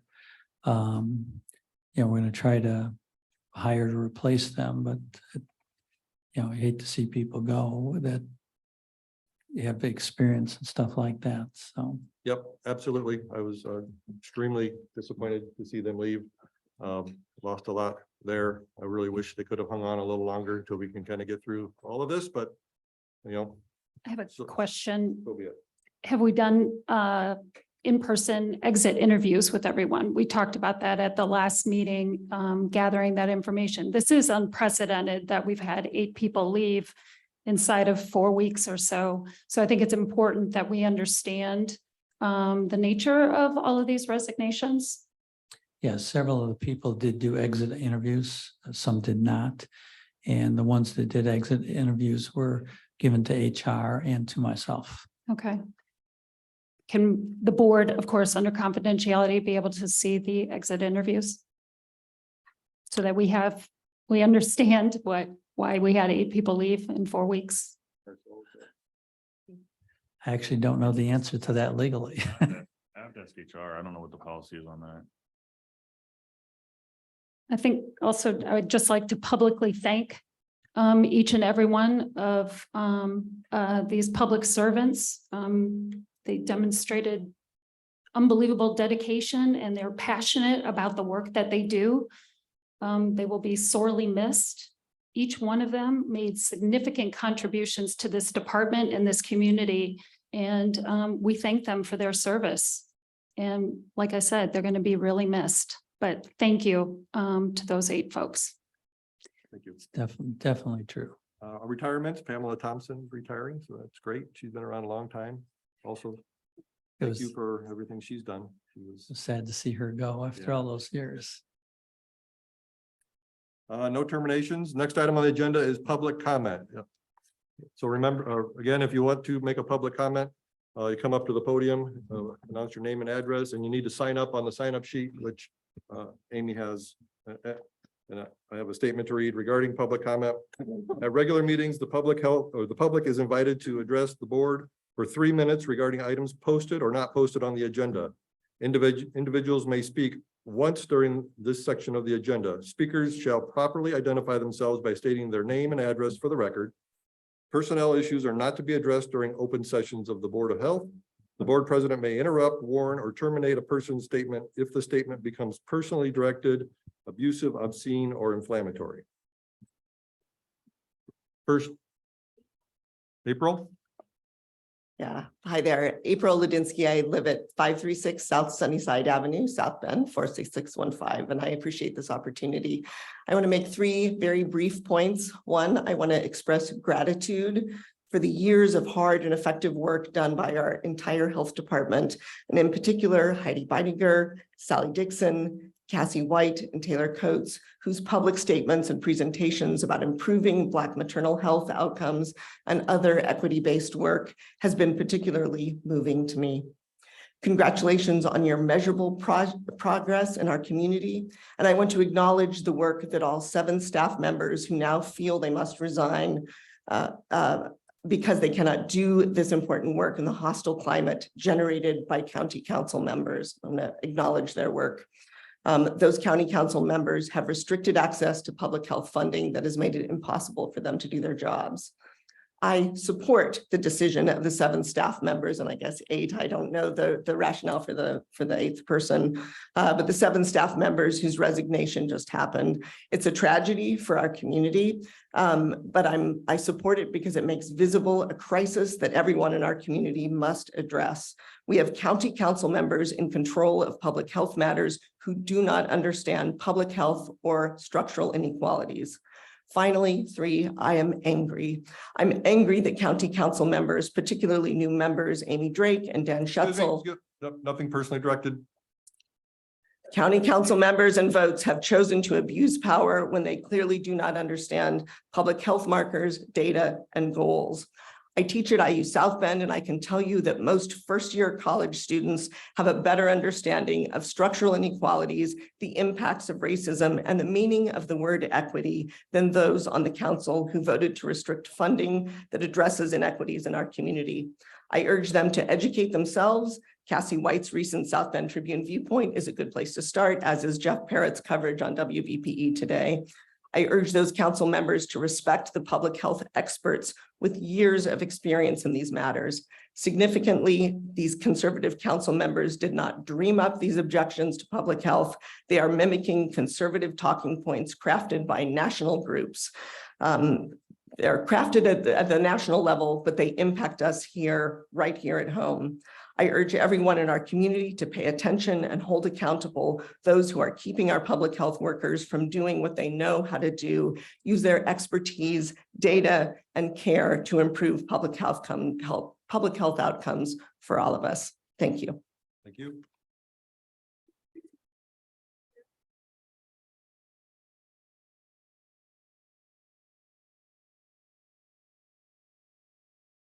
Good evening, Cheryl Nix, Clay Township. I would like to reflect on the viewpoint written by Cassie White on the June 11th Tribune.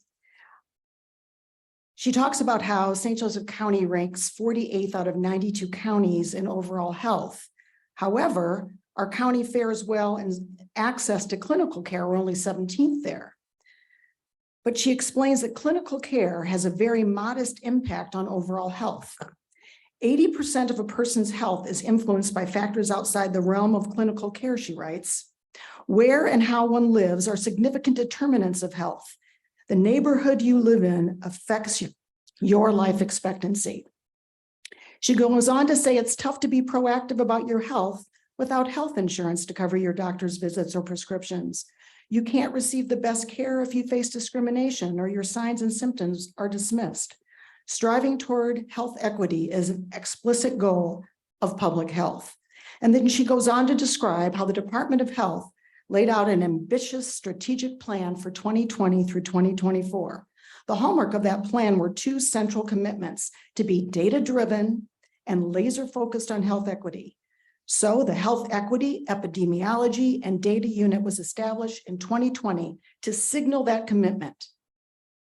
And she goes on to say that it went from a single epidemiologist to a team including data analysts, a licensed clinical social worker, a positive and adverse childhood experiences coordinator, and 3 teams of community health workers focused on childhood lead poisoning prevention, improving maternal and infant health outcomes, and mitigating the impact of COVID-19 on individuals at highest risk.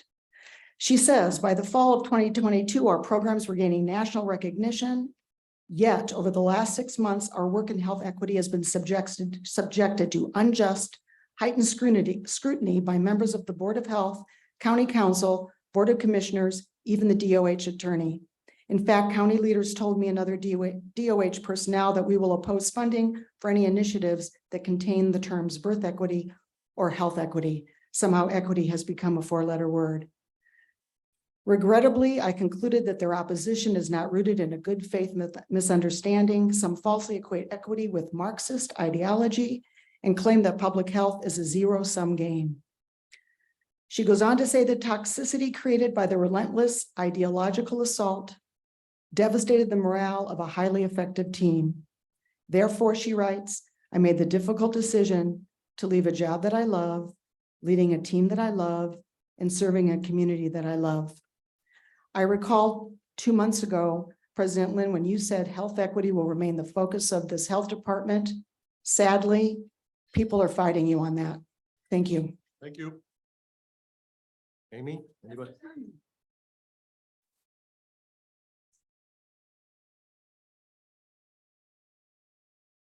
Jessica Logan, 51710 Creekside Drive, Granger, Indiana. Rise to urge people to join the Health Improvement Alliance of St. Joseph County on Monday, June 26th from 6 to 7 p.m. at the SJC Public Library downtown in the ballroom and are on the Michigan Street side. The Health Department, the Health Improvement Alliance of St. Joseph County originated in 2012 and is a consortium of public, nonprofit, and private health-related organizations whose goal is to make ours the healthiest county in Indiana. In the past decade, Alliance members have been part of every significant partnership to improve health, support, and address health crises. Issues like infant and maternal mortality, smoking cessation, and chronic disease prevention are longtime projects addressed by HIA partnerships. Our experience demonstrates that the goals that can only be achieved through the collaboration of public and private partnerships. There's a website that you can get more information from. Great, thank you. Jean? Hi, my name is Jean DeWinter. I live at 861 Forest Avenue in South Bend, and I'm going to speak a little personally.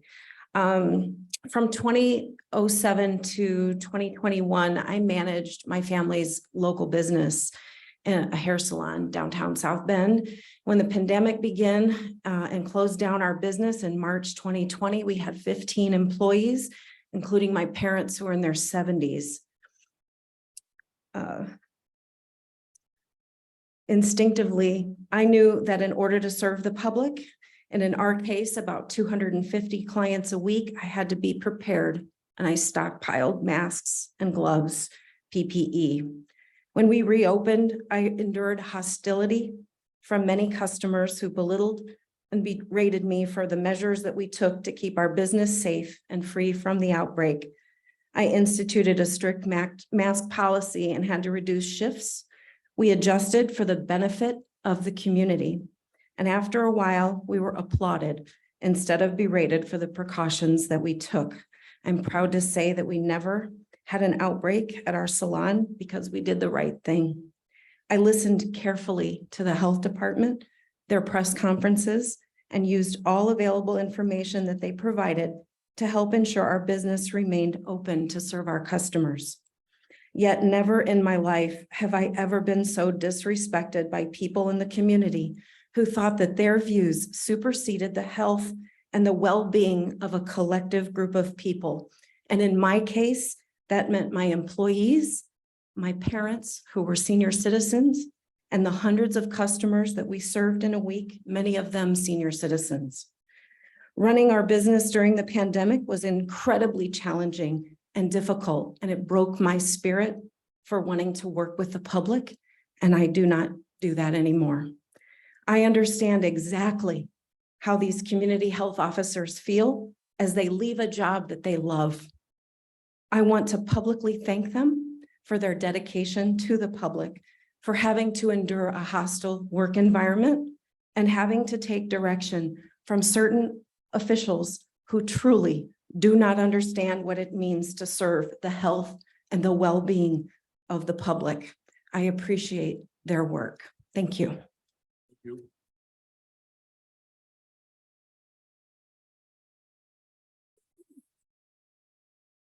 Cynthia Hickman Davis, MD from Walkerton. I want to tell you that I'm moving forward with a lot of gratitude and anticipation. I'm very heartened by what I heard today about moving forward with what is now Senate Enrolled Act 4. I've been following that ever since it was a Governor's Health Commission and listening in on the Governor's Health Commission. One of the goals of this piece of legislation was to make funding for local departments of health sustainable. From what I understand, St. Joe County would stand to get about $3 to $4 million during the first year of this program and about $6 to $8 million during the second year of the program. That's money that we can really use. Gratitude, I feel, because I think that the Department of Health really started in a very good place as we go into all the changes that we're going to be seeing. I'm grateful to Dr. Serban for stepping in on such short notice, and to his predecessor and the fine workers, some of whom have now left. That's a huge amount of knowledge walking out of the department. Anticipation, because I do think that our new health officer will do fine. I know, though, that she is also an internist who's worked inside of hospitals. She hasn't done public health. She hasn't done public health in St. Joe County before. And so there's going to be a lot of, I think you used the term onboarding, but it's going to, or learning curve, but it's going to take a while for that to get going, as there are lots of hirings being done, new budgets. We're going to be doing a whole lot all at once. But I do anticipate that we will continue to serve the community that we all live in. And I hope that we can move forward with kindness towards each other and listen to the others in the community and to what they're saying. Thank you. Oh, one more thing, and that is that grants are still possible under SEA 4. You can still apply for grants and get them in addition to the money. Thank you.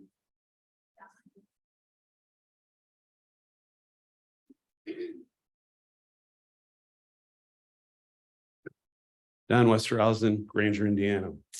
I would like to comment on a councilwoman's campaign Facebook post from last night. The reason it's important to counter the disinformation we expect from an extremist like her with facts. That post states that she ran for public Excuse me, office because Don, she opposed Don, COVID coming Don, out of Don, out of our health department. Just First, I before- want to be before- clear. The evidence, the facts Please are stop. unequivocal. Don, just be careful. Don't get personally directed. That's in our policy. I'm sorry. That's the way it is. That's our policy. So just, I think we all know who he's talking about. She's not the only councilwoman, sir. I'll take my time back too. Okay. First, I want to be clear. The evidence, the facts are unequivocal. Face masks and vaccinations save tens of thousands of lives. Second, while the St. Joseph County Department of Health had the power to close schools and churches, the simple reality is that the department did not close a single school or a single church. If our county, state, country followed the do nothing advice of this council person, thousands more citizens would have suffered and died of COVID. I was on the front lines of the pandemic. We were grappling with a novel, deadly virus that caused untold suffering. To do nothing per this councilwoman's advice, more families would have been ravaged by the virus, killing and maiming the most vulnerable among us. The post also stated that the Department of Health pushed abortion. I call BS. That is just a plain lie. She also mentioned that the Department of Health pushing critical race theory. Simply another lie. Maybe she's confusing critical race theory with equity, a word and concept that she has called Marxist. Equity in medicine and especially public health aspires to fairness, impartiality, and justice. You put your resources to where they are most needed and where they will do the most good. Plain and simple, the concepts and principles of health equities and equities are important to society as a whole, and a central tenet of public health. Your race, education level, income, where you live, the social determinants of health are real and affect a wide range of medical conditions, quality of life, and risks. The councilwoman may not like the word or concept of equity, as she voraciously let us know she didn't like masks and vaccinations to combat a deadly virus. But health equity is a proven public health policy. Last, I do want to thank the employees of the Department of Health who are staying and those who left for doing actual public health each and every day. This council person posted that, quote, actual public health had not been a priority before her tenure on the county council. Another blatant lie. Now that this councilwoman has had her revenge on the old Board of Health, will she now support our county opting in for SDA 4? I hope so.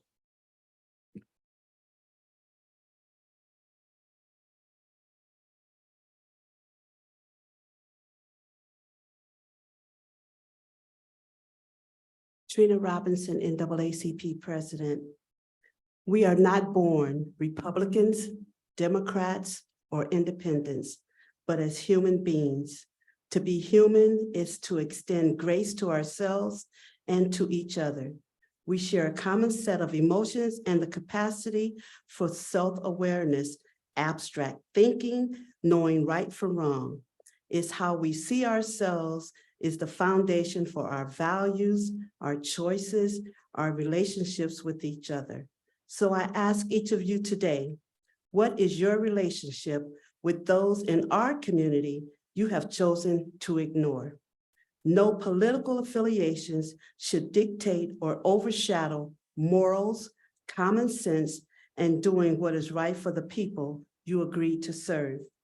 As I look at the list of resignations, I am sickened.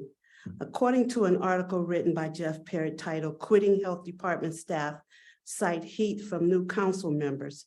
How is this decorated board, minus people that look like me, allow certain council members to harass highly qualified staff without recourse?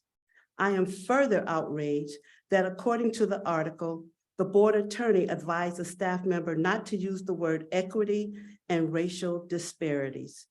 I can only pray that this attorney is never used as a public defender, because these are individuals that are not able to afford an attorney, and therefore one is appointed to them at no cost. This is what equity is. If your purpose for becoming a board member is to dismantle this health department, then stop throwing bricks and hiding your hands. Simply acknowledge you have no desire to help the poor and people of color. I can respect you being honest. What I cannot respect is a liar. When I was elected president of the largest civil rights organization in America, I wasn't given the option of who I would or would not represent. I couldn't decide if I wanted to represent someone Black, white, or Hispanic. I couldn't say I wouldn't represent someone from the LGBTQ+ community. I couldn't choose to decide if I wanted to represent someone pro-choice or not. I promised to represent anyone whose civil rights were violated, regardless of my personal preferences or political affiliations. When you agreed to become a board member, I would have hoped your intentions were to serve the entire community and not your special interest groups, because when the least of us are flourishing, guess what? The entire community flourished. In closing, let me just say this. Be careful what you try to dismantle, because one day you will be the majority minority and will need the very services you are trying to get rid of. Thank you. Thank you.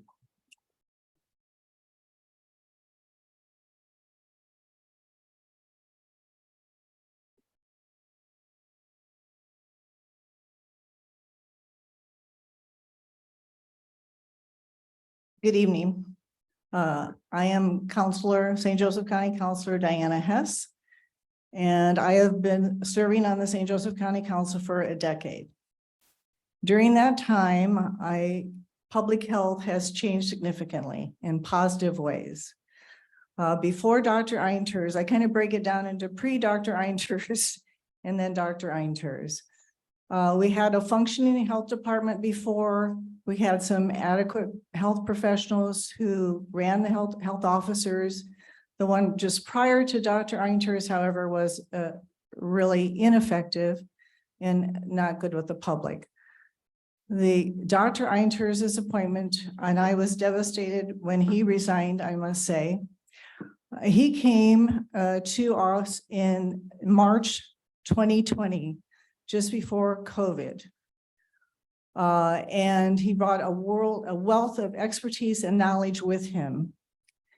And during that time, during COVID, he developed a robust health department. He worked with a great team who were allowed to flourish in their jobs, and it showed. We finally had a health department that was addressing the disparities in our community, something that hadn't been done before. And in addition, he also managed, along with Dr. Fox, navigated us through COVID.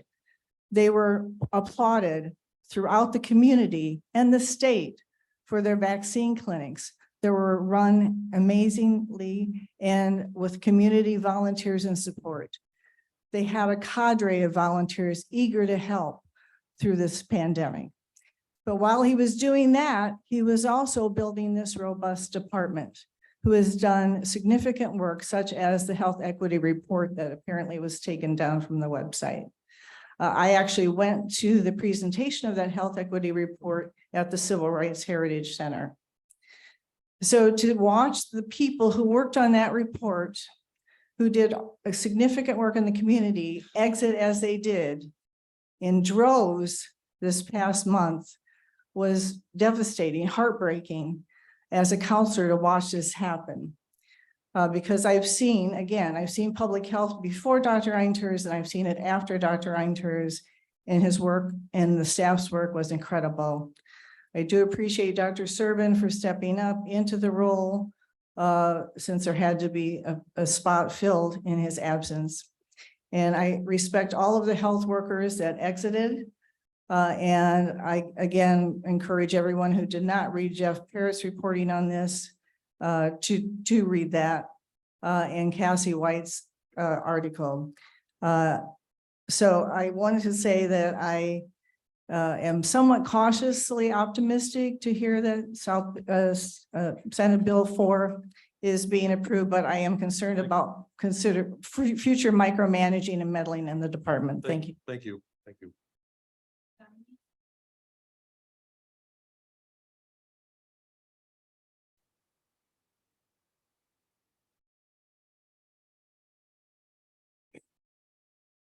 Hi, Dominique Cordero, 414 West Western Ave. Sorry, I'm a little nervous.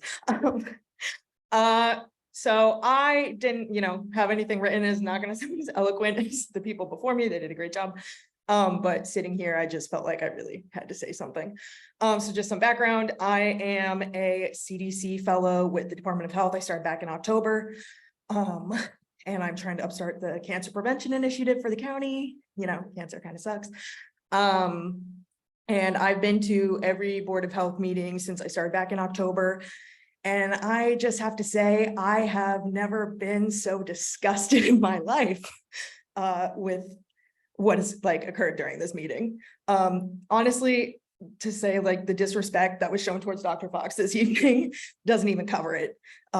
It was abysmal. When I had started a couple months ago in the fall, I was very optimistic about, working in this county, getting to work under all of these brilliant people. And that has just shattered over the last month. And it's so upsetting because they've done such beautiful work and we could have continued to do that.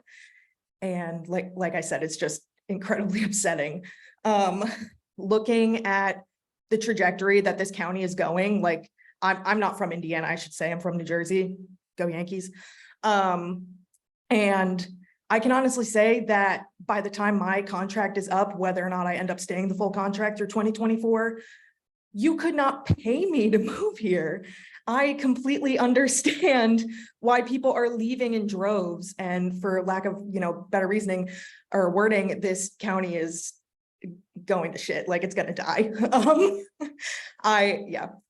Sorry, again, I'm not super eloquent, but I'm just incredibly upset over this. And I cannot believe everything that was said during this meeting. Again, just incredibly disrespectful. So thank you.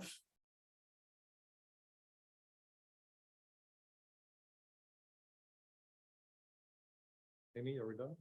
That's it? Okay. Hey, before we adjourn, can we say something about the law that's going to go in effect on July 1? So our board is going to change. We're a 7-member board, but the new law says that we're going to go to a 9-member board.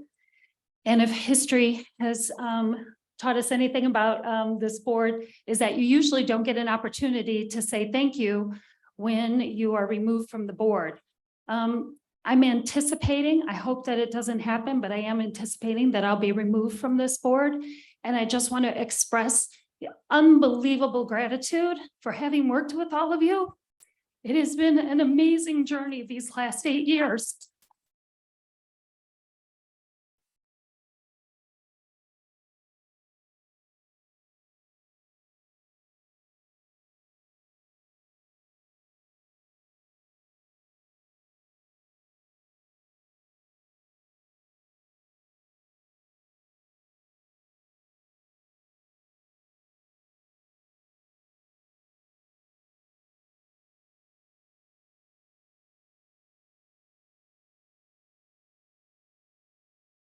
All right, thank you very much. Thank you. The next item is time and place of next regular meeting, July 19th, 2023, 4:30 PM, right back here in the council chambers, 4th floor. Last item is a motion or adjournment. Can we have a motion to adjourn? Motion, do we have a second? All those in favor say aye. Aye. Opposed? Motion carries. We're adjourned.